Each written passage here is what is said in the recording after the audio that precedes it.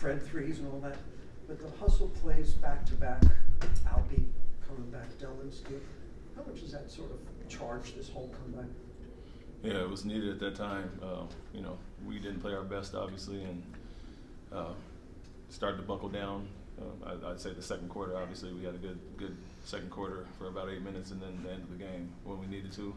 It was a close game, and felt like guys were getting a little down, and we look up at the clock, we got 7 minutes left, only down 7. So it was huge to come up with those big plays. Guys were resilient tonight, and what I said to them is it's almost more satisfying to win it like this than the blowouts. Figure out how to get it done, go through some adversity, and win on nights when you don't play your best is more gratifying. Dillon Brooks kind of gave a scoring punch there early in the fourth, but then kind of just his composure picked up that fifth foul and then went the rest of the way without fouling out. Even a couple Pelicans players fouled out after he got that fifth. Just what did you see from him down the stretch of this game? Bringing his presence and physicality back.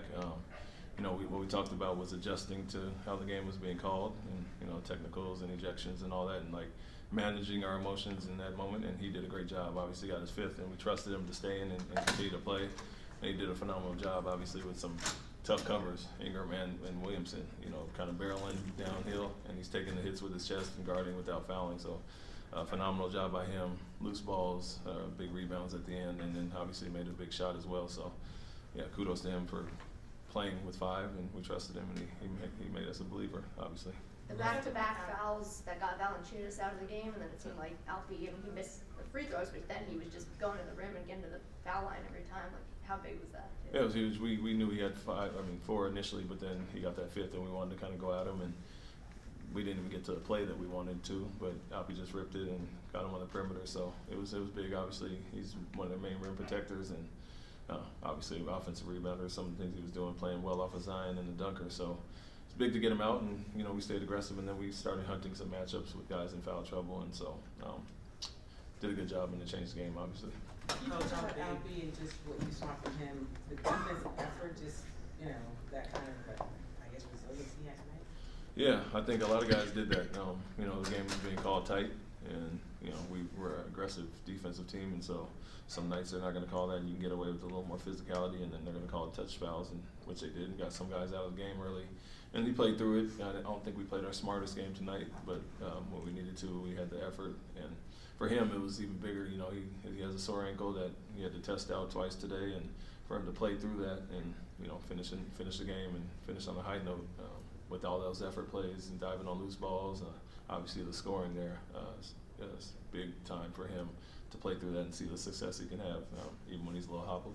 How big was it to have Fred VanVleet step up in the fourth quarter like he did? Yeah, it was huge. Like I said, we were. It felt like at times we reverted a little bit back to too much one-on-one. Guys trying to do it by themselves when we got in the deficit, and he kind of calmed us down.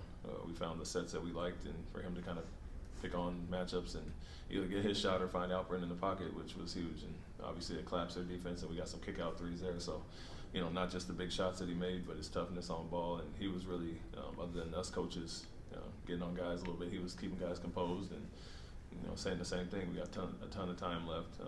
Let's just calm down, get the shots we want, and guard the way we're capable of. What went into the decision to have Jeff Green close out this game? His defense on Williamson, he was really good there. We wanted to switch Dillon over to Ingram, and we liked Jeff's defensive intensity on him, his focus, attention to detail.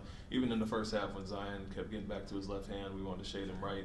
Jeff was the guy that came in and kind of slowed him down a little bit. I think he had 14 in the first half, or 14 in the first quarter, 18 in the first half, and Jeff was a big part of slowing that down and only finished with 24, so 6-point second half, and just like the way Jeff Carter.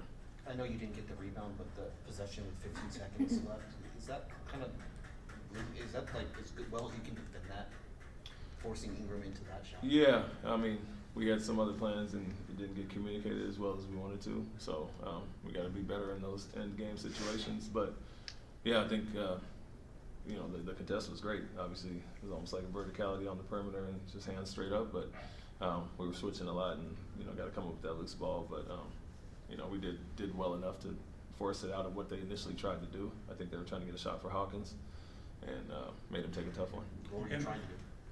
we were talking about fouling if, we had the chance. Obviously, the 15, it's a tough one where we want to take some time off the clock and then foul as they start to go into a move. But I think, like I said, we took away the initial action, and then guys just guarded straight up there. Just going back to those hustle plays there, Alpe's defense was never his best part of his game, and the extra effort plays like that. For him, on a game where he was hurting, I assume, and scoring, to make that play, what does that say about his growth? Yeah, it shows his buy-in. He's been better, getting better all year, game by game, and like I said, to play through it, he could have, made an excuse and not. But he said, if I'm going to play my minutes and play hard and continue to build and off of what he's been doing. And so, we love that side and the growth he's showing on the defensive end, let alone the hustle plays. But he's a gifted offensive guy that's bought in on that end, and it's made a huge difference for our team. What does a win like this say about the fight of your team? I know you like to start strong, the hit first mentality, but y'all finish strong. What does that say about the fight?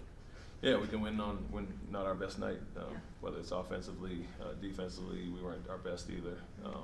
Obviously, they got great players that can score the ball. And it was really those three guys that were scoring a lot. But it's good to grind it out. And like I said, it's a little more gratifying to win it that way instead of blowout. You want to build character and see guys in certain situations. And obviously, they came up huge in the fourth quarter. Was cycling defend? In the past, when the offense struggled, the defense would also struggle, but it seemed like this season is the complete opposite. The defense actually gets better when you're missing shots. What does that say about the team mentality? Yeah, we know we can always rely on that end of the floor. Shots aren't always going to fall, and you're not going to play your best. And today, like I said, I don't think we played our smartest game. But we grinded through some of the calls and the touch fouls and continued to play aggressive. And Jerry Sloan has an old slogan that they can't call them all, so we continue to be aggressive. And unfortunately, they didn't call them all. You talked about Dylan Brooks, Fred, and Jeff Green. Does this game best summarize why veterans are important to a young team like the Rockets? Yeah, I mentioned Dylan playing through the fouls. Didn't play much at all in the first half, and then only got 21 minutes on the night, and comes up huge in the fourth quarter. Plays the whole fourth quarter with half of it with the fifth foul. So that's obviously experience to get through that. But then Fred just a calming presence and getting us into the sets and. When he wasn't scoring, obviously hit the big shots, but he was getting out the ball, getting guys the ball to obviously capitalize on some mistakes they made. So, yeah, that's why they're here.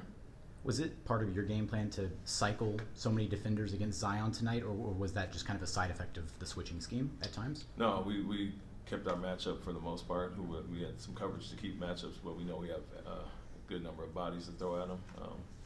I think part of it was obviously Dylan being in the foul trouble that we switched some matchups there, but when he's in, we have coverages to keep our certain guys on him, same way we did with LeBron James last game, and I think that we were doing that okay until the fouls came, and then from there we have enough guys that we can throw at them, give them different looks. Thanks, Coach. Thank you.